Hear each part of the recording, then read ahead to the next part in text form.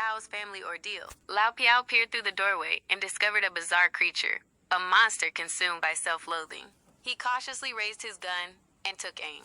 A shot rang out, striking the beast. But like a sudden gust of wind, the monster, consumed by rage, lashed out at Lao Piao's family.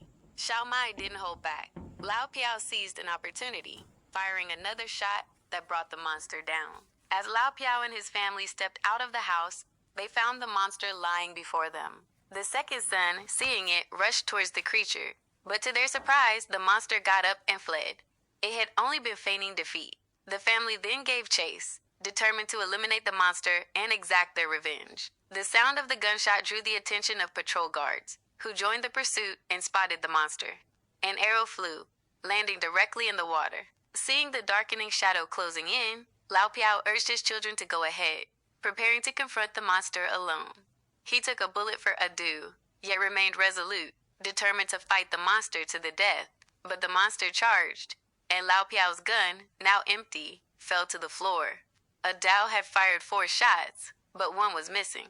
Lao Piao faced the reality. He waved to his children, telling them to leave. The responsibility for his granddaughter now fell to him. Then, he was struck by the monster and fell to the ground. The children watched their father caught by the monster again. He plunged into the depths of the river, disappearing into the Han River. Adao, heartbroken by his father's death, was in great pain, but the patrol guards were closing in. Adao told his brother and sister to leave and find Xuanshu. He picked up a piece of newspaper and covered his father's face. He wanted to turn and leave, but couldn't bear to abandon his father. That's how Adao was caught. Nan Yi and Nanju ran away. Nan Yi remembered a college classmate who worked at a communication company, hoping to locate Xuanshu with his help. His classmate agreed. The two snuck into the company under the cover of night, but a search required the group leader's authorization password. The classmate went to the group leader's office, but unexpectedly, the police were ambushed inside. It turned out the classmate had betrayed Nan Yi for reward money. After such a long time not seeing his classmate, Nan Yi just saw a password in front of his eyes. He decided to try his luck, and incredibly, he successfully entered and found Xuanshu's location. Before Nan Yi could celebrate, he was cornered by the police. But Nan Yi remained calm. He first confirmed Xuanshu's location, then created a shortcut. At the same time, the house plunged into darkness due to the short circuit. Nan Yi found his chance. He quietly slipped out of the house, leaving the police trapped inside. Before leaving, his classmate gave him a sign of encouragement. It turned out the classmate had, in the end, genuinely helped Nan Yi. He helped him successfully evade the police chase. Just after escaping the building, he faced police cars from front and back. Nan Yi jumped directly under the bridge. In the end, he eluded the police. Then, bearing the pain in his body, he sent Xuanshu's location to his brother and sister and fell unconscious. After seeing Nanju and Nan Yi leave, Nanju had a successful night's rest under the bridge. Then, hiding from patrol members, he replenished his energy at a small wheat field. He turned off his phone. This was where Xuanshu was, so he was the first to go save Xuanshu. After a long journey, Nanju arrived at Yuanji Bridge. As he entered, he ran into the monster. Just as he tried to draw his bow and arrow, he was struck by the swift monster and fell into a narrow, deep pit. Fortunately, the pit was too small, and the monster, being huge, couldn't reach Nanju. Nanju, who had passed out, escaped this way. On the other side, Adao also learned Xuanshu's location.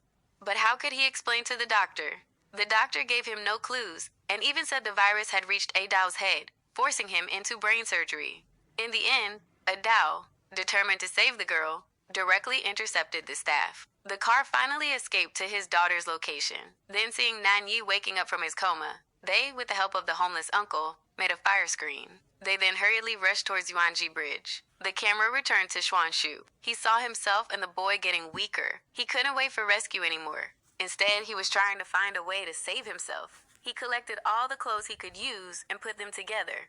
He used all his strength to hang the clothes on the iron net above. But despite his desperate attempt to hang the clothes, there was still a large gap below. He jumped but couldn't reach it. Just as Xuanshu wondered what to do, a chance appeared. The monster, having eaten and drunk its fill, came down to rest. Xuanshu checked if the monster was asleep.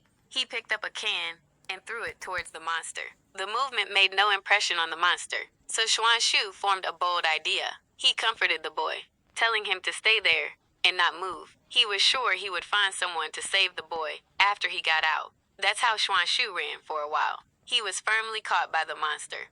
Just when he thought he had succeeded, the monster's tail directly coiled around Xuan Shu. Then, it slowly put him down. The monster seemed to be provoking him. "I'm here with you, and you'll never get out of here." At this moment, the boy came out of the cave and saw this scene. He was so scared he wet his pants. To protect the boy and get him back into the cave, Xuan Shu tried his best to run back.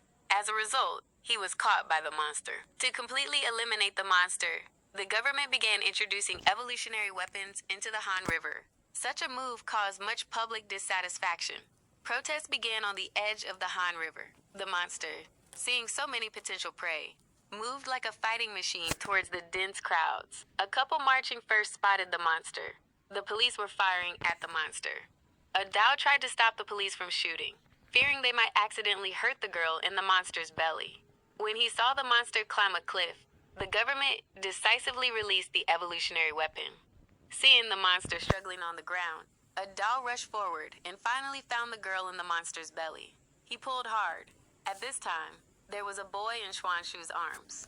A Dao saw that Xuan Shu had lost her vitality. He was in great pain.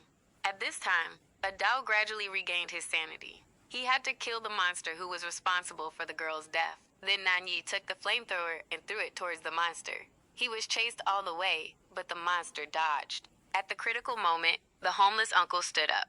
He quietly climbed above the monster. He poured all the fuel onto the monster in one go. Nan Yi found a chance to take out his last flamethrower and aim it at the monster, but it fell short.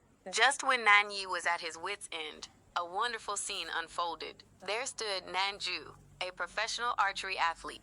He had a gun, now filled with flame. His shot accurately hit the monster's eyes. Suddenly, the monster's entire body was engulfed in flames. The monster cried out, suddenly wanting to escape the world. At this time, the monster saw the Han River nearby. When it tried to run into the water to put out the fire, its path was blocked by Adu. A Dao used all his strength to deliver a fatal blow to the monster.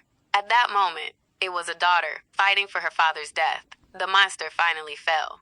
A Dao dragged his body to the boy. At that moment, the boy woke up. I hope this version meets your expectations for being more engaging.